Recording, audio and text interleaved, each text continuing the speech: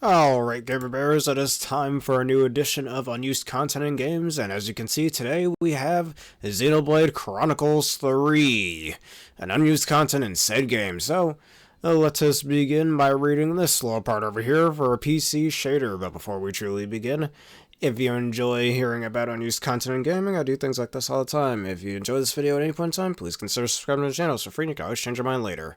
Thank you, and let us get into this. Alright, PC shader. Within the folders contains shader files. There exists a lib_pc.bin, the code for that, a leftover when the game was developed on the PC. Unused party members. Unused party member data exists for Yarn and Nimue. If you don't remember who these two are, Yarn is a character affiliated with the Kevis crew, that being Noah, Uni, and Lance, mostly Lance. And he was one of the consoles, or Mobius J, if you remember correctly from my playthrough. And as for Nimue, that was a character associated with what's-his-face on Tyon. Both of these characters were never playable in the game. They even have unused graphics for their weapons. This one being for Yarn, and this one being for Nimue. Yarn's club that he uses in his boss fights, as well as Nimue's sword or whatever. Some people also say this looks like an unused icon for Nia's weapon class. Just wanted to bring that up. Alright. Unused textures. Ending cutscene leftovers. The movie file with this code right here is the ending pre-rendered cutscene showing Poppy and Rex's family photos at the end of the game. Files in the games with this code right here have textures of Poppy and Rex's photographs. However, there is no model data such as winstmt, however you say that, or window for Poppy in the game's files. If Poppy's new textures are transferred from the game to her mesh from Xenoblade Chronicles 2, the textures line up alongside UVs of that game. The Xenoblade Chronicles 3 model is missing textures such as a belt buckle color, but its normal map still exists. And here's her model the textures of her model from Xenoblade 2. And here are the Xenoblade 3 colors for Poppy. There are slight differences as seen above, mostly in coloring. The ones from Xenoblade 3 are noticeably lighter, even though that game does have different coloration and art style compared to Xenoblade 2. Alright, unused models. Hero outfits debugging. There are several models that have many hero outfits applied to them with no textures. These being this huge code over here for Noah, this code for Mio, this code for Uni, this code for Tyon, this code for Lance, and this one for Senna. For example, CH09001110 has Miyabi, Izzard, Riku, Lance, Senna, Tyon's, and Sagiri's outfits in it. Alright, unused Niall model. If you remember who Niall is, it was Matthew's sister from the Xenoblade 3 DLC, Future Redeemed. And fun fact about Niall, did you know that her design is actually based on an unused design for Nia in Xenoblade 2? I mean, they are both Gormatis, so it makes sense. Alright, in Blade 4 DLC, there are unused models, firstly being the face CH4112211, with no morph keys, but has textures. The hair with that code, and the body with this code, have only basic colors for textures. The game uses this code right over here as the character of Niall when she is in the party. Alright, unused graphics. We have icon underscore Chera or Kara, underscore battle underscore 0 icons, which looks like a silhouette of Noah. Let's get a closer look at it. Alright, with this code over here, which contains the battle icons for the party members. There exist 12 back icons and 2 icons of a black silhouette of Noah that was used as a placeholder, most likely used by Yarn and Nimue. And as we went over a few minutes ago, we have Yarn's weapon, and presumably Nimue's, though again it could have been an unused graphic for Nia's weapon. Alright, there are 2 unused icons in icon underscore job underscore 2 underscore 0, which contains the weapon icons for the party members. The first is clearly Yarn's weapon. The second is a sword with a flower / plant detail. It may be a beta version of Nia's, but based on its placement, it's more likely to be used for Nimue, who is never seen with a weapon and has a whole Sephironia tree, I guess that's how you pronounce it, thing going on. Equivalent icons are missing from icon underscore job underscore 2 underscore C underscore 0. The same symbol but role-based, red, blue, green, instead of white. Alright, these icons were removed from the sheet in a later version, replaced with blank spaces. Alright, chain attack order icons. We have one with, again, a silhouette of Noah with some kanji down here, with the name Dummy, and I guess that's Dummy in Japanese. So literally just a placeholder, as you can see. Let's get a little closer look at them.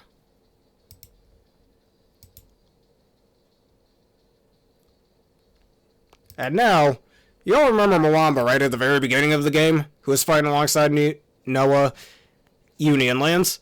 Well, he was meant to actually be a full-on playable character in this game, but after Chapter 1, he is no longer playable. Well, maybe not playable, but he was supposed to be one of the heroes in the game, is what I meant to say, since heroes aren't playable. And he has unused textures, which is that's what it looks like.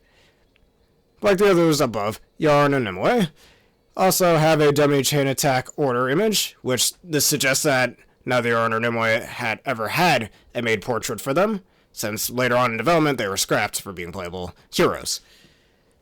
Also have dummy chain attack order images, which curiously uses a silhouette of Noah with his lucky 7 arm activated. I didn't notice that, actually. Unlike Noah's actual pose. So does Mwamba, who dies before chain attacks are unlocked. Which Mwamba does come back later on in the story, spoiler alert for those who didn't already know. So maybe at some point after Chapter 1 he was meant to be playable, but they scrapped it. Either that or chain attacks could have been available at the beginning of Chapter 1 as well, but that wasn't until later in the game. Alright, incomplete colony icons, let's get a closer look at them. I think some of these were meant for colony muse, you can tell by these ones, because some have finished icons, some have more crudely drawn icons, and others are just a letter, or some sort of symbol. Colony Omega, most likely, we have Colony Zero, we have Colony Mu. It's been a bit since I played Xenoblade 3, so I don't remember all of their names, but those are some of them I can remember off the top of my head. Alright, a sheet of unused colony icons. The visual style is inconsistent, and 4 have no art at all, just placeholders of their names. We now have unused character icons. This was likely going to be used for when you were at a camp, and you would sleep with the characters, or everyone would go to sleep, I should say, and when you would level them up. So this is most likely just placeholders for that for the 6 playable characters. Alright, here's a closer look at Noah's, with this weird smile yet straight face he has. Here's Mio's. Here's Uni's. Here's Tyon. Lan's. And finally Senna. Alright, and then we have one for Noah, Mio, and Uni again, but this time they're a little grayed out with some Japanese kanji over them, which, if anybody who speaks Japanese, please tell me what that says in the comments.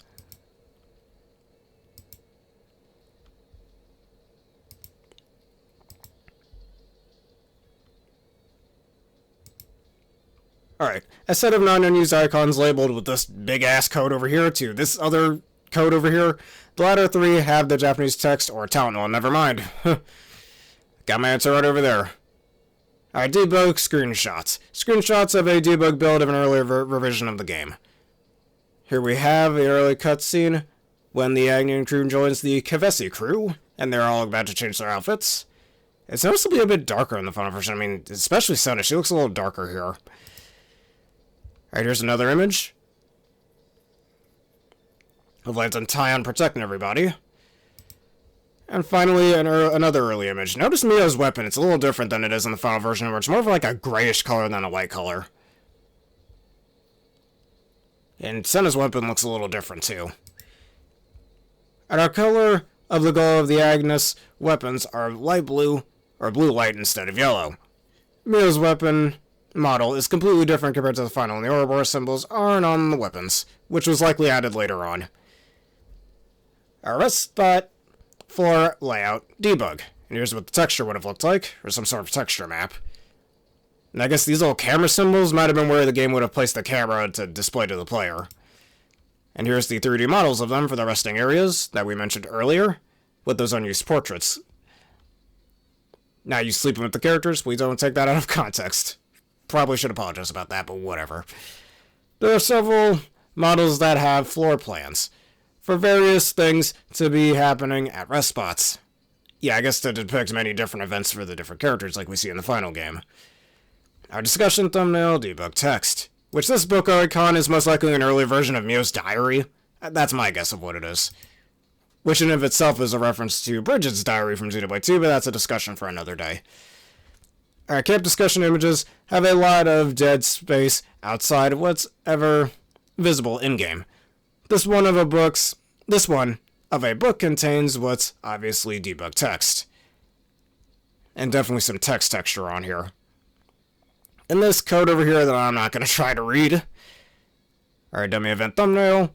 Like previous games, this dummy image is used to pad out events theater entries. There's 20 copies of it, likely just for placeholders until they're taken out of the game when they had all the cutscenes finalized. And it's just Noah staring at something. Hey, what do y'all think Noah's looking at? Wrong answers only. We have a beta design for Ethel, which I prefer her final design. The white coat looks so much better. This isn't half bad either. Alright, there are 21, I'm not going to say that code, images, and they're all concept arts of Ethel. This dates to June 21st, 2019, which is more than 3 years before the game came out. A bit less than a year before the previous game, Xenoblade Chronicles 1 Definitive Edition, released. So, Xenoblade 3 had been in production for about 3 or 4 years prior to it actually releasing. Alright, a leaked image for Masha, which is the second hero you get from the DLC and DLC Wave 3.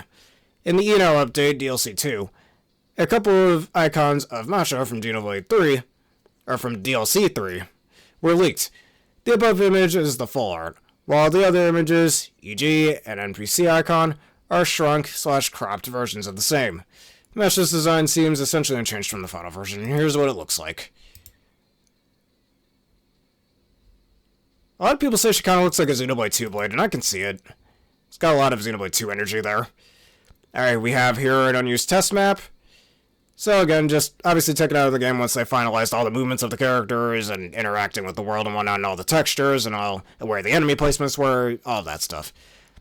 In 2.0.0, a test map had been added with objects returning from Xenoblade Chronicles Definitive Edition, along with new ones, and this is what it would have looked like. At least one thing had some detail in it, but that's about it. I mean, this is how most test maps start out, like an N64 game, like a really unpolished one. Alright, now we just have revisional differences and updates that came later in the game, and as usual, I'll let you guys pause to read those yourself if you'd like.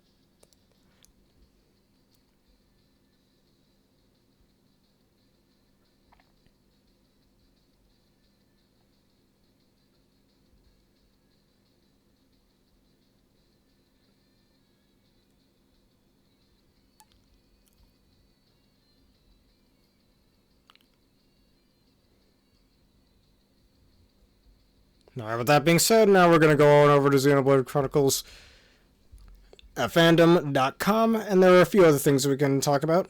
Unused blade upgrades. For every weapon type in the game, there exists a base version, and an upgraded version within the game's code. However, only the classes of the main party members have the capability to upgrade their weapons in the final game. So I guess the heroes most likely would have been able to upgrade their weapons as well, which would have been pretty cool. But in the final game, you just gotta complete their stories or whatever and do their little affinity whatever is to level them up. Alright, just looking to see if there's anything I forgot about. There was also supposed to be an unused very hard difficulty, and apparently a custom difficulty. There are 2 additional difficulty levels that go unused within the game's code, a very hard difficulty and a custom difficulty. The difference between hard and very hard are as follows. Our cooldowns go from 100% to 125 cooldown length, so they would have taken longer to reactivate. Enemy HP 150 to 200 HP. I've always said giving enemies more HP doesn't make a game harder, it just makes it longer, but whatever.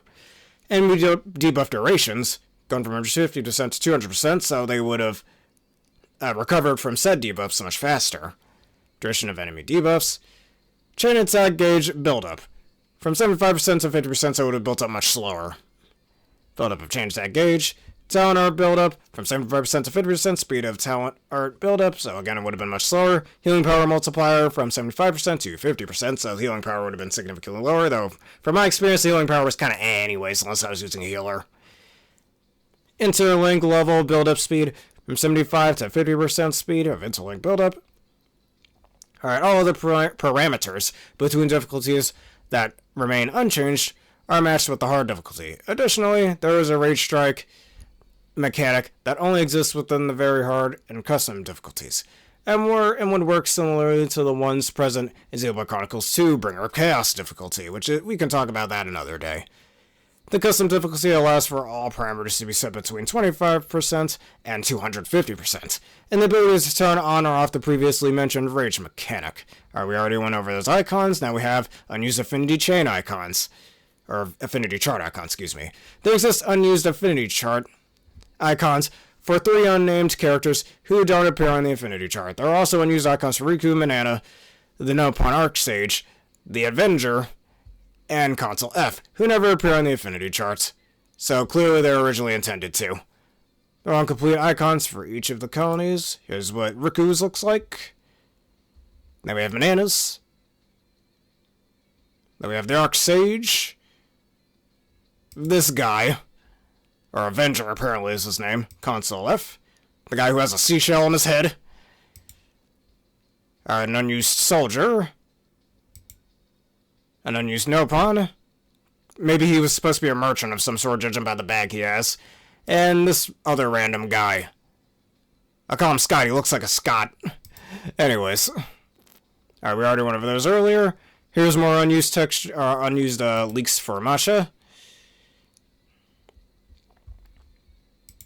Another one with her head being the only thing cropped in. Alright, status icons. There are currently 2 status-related icons in the game's files that don't represent any status effects in the game. We have this one, which is an unused buff icon. Most likely it would have been a way to boost speed, perhaps, judging by the lightning bolt in the middle. That's my guess. Here's a closer look. And we have this one, another unused icon. I really don't know what this would have been. Maybe it would have reset bat stats? I don't know. Alright, unused weather icons. Gee, I didn't know we had Sunny Day in Xenoblade. That would have been cool. Oh well.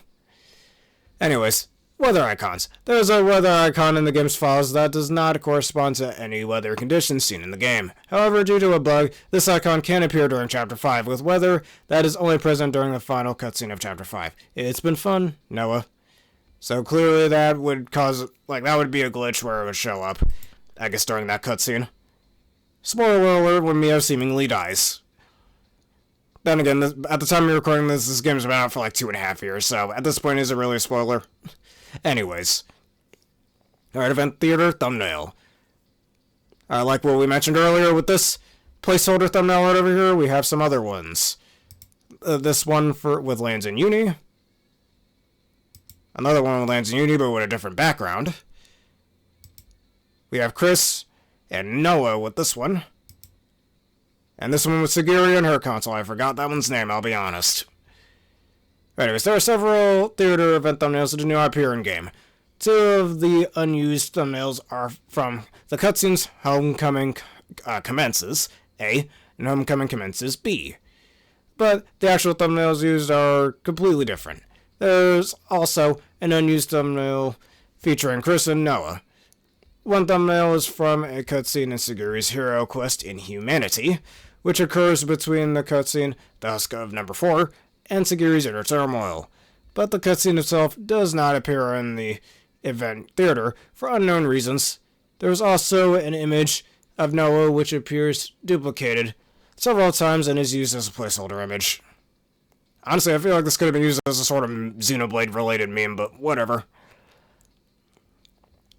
Alright, Collectopedia, area, thumbnails. There's one Collectopedia. That is such a hard word to say. Anyways, area, thumbnail, that is a placeholder image in Futures Redeemed. This thumbnail is the Collectopedia area thumbnail from the Bionis leg of Xenoblade Chronicles Definitive Edition, but made shorter. And here's what that would have looked like. Alright, placeholder area thumbnail depicting the Bionis' leg. Alright, locations. There exists one unused location in the game's file, being the Grand Tower Flame Clock. This location was likely going to be a secret area in the Kevis Castle region, but was never given location data. In other words, was never implemented into the actual world. Alright, and we got more over here. The Grand Tower Flame Clock is an unused landmark, most likely a secret area in Xenoblade 3. Located somewhere in Kevis Castle for the Kevis Castle region. While the location data is mostly present in the game's files, it has no set location associated with it, and was cut from the game for unknown reasons. Likely they just never thought of a good placement for it or something. I think that's what it was. I could be wrong, I don't know. Yeah, ignore all these ads, they're a little annoying. Anyways, where we left off. Right over here. Alright, test maps, which we already went over, but we'll see this little dialogue over here. With the version 2.0.0 update, a test map was added to the game's files. It's a test map from Xenoblade Chronicles Definitive Edition, but with some updates to it. The larger of the two untextured sirens has been removed, leaving the smaller siren and untextured Zanza, the final boss from Xenoblade 1, being unchanged. The map features an inactive Pharaonis Hulk, a trick ruins puzzle, hazardous water, rideable wires, large tiles, and that use properties of each type of walkable terrain, and more. Items. There are several unused items with their descriptions stating that they are gem formulae, implying these items were originally intended to be prerequisites for crafting the relevant gems, but this mechanic was scrapped. Now let's see that list of items real fast. I'll let you guys read it for a second, if you need to.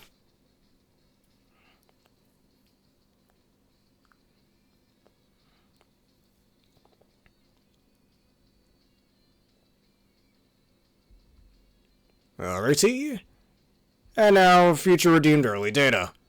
With the version 1.3.0 update, several names of cutscenes and rest spots from Xenoblade Chronicles 3 Future Redeemed were added into the game's files.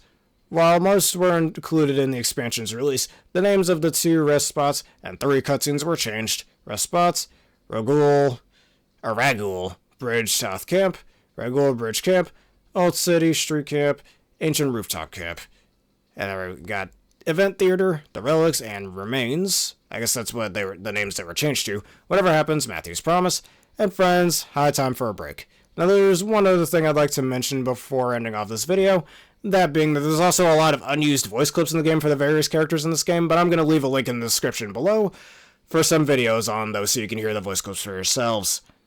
But anyways, well, with that being said, that's all the unused content I could find for Xenoblade Chronicles 3, as well as Xenoblade Chronicles 3 Future Redeemed.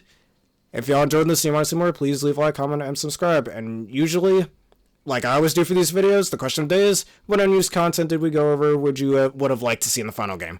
For me, I think it's pretty obvious. For both Yarn and Nimue to be playable heroes, that would have been pretty cool to have 2 more heroes. Heroes is a really fun gimmick in Xenoblade 3 in my opinion, or mechanic I should say, it's not a gimmick. Though I think I prefer the blades from Xenoblade 2 and as well as the skulls from Xenoblade X. But anyways, thank you all for watching and have a berrific day.